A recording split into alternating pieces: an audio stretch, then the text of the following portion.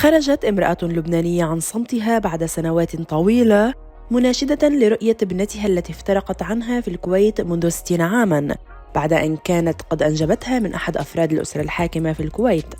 أنا يا ماما بحب شوفك والله قبل ما الله ياخد أمينته يا أمي،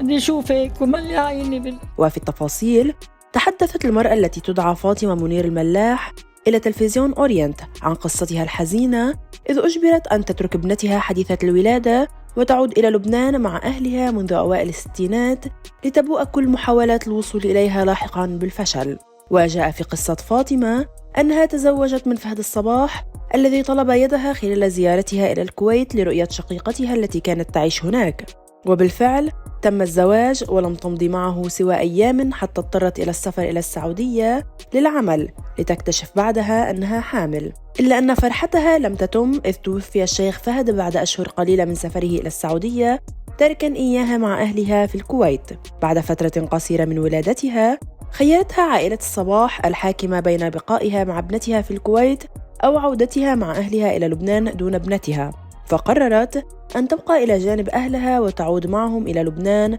تاركة ابنتها هدى في عهدة ابن عم زوجها الشيخ سعد الصباح الذي وعد أن يعاملها كما يعامل بناته. وعبرت فاطمة خلال حديثها عن حزنها العميق وندمها لترك ابنتها، مشيرة إلى أنها كانت في عمر 20 فقط واضطرت إلى العودة إلى لبنان إذ لم يكن لديها أحد في الكويت. وقالت أنها منذ أن عادت إلى لبنان انقطعت أخبار ابنتها عنها، وبالرغم من أنها أكملت حياتها وتزوجت من جديد وأنجبت أولادا إلا أنها لم تتخلى عن حلم رؤية ابنتها مرة أخرى، ووكلت لأجل ذلك عدد من المحامين، إلا أن التكاليف كانت باهظة جدا لدرجة أنها لم تستطع تحملها.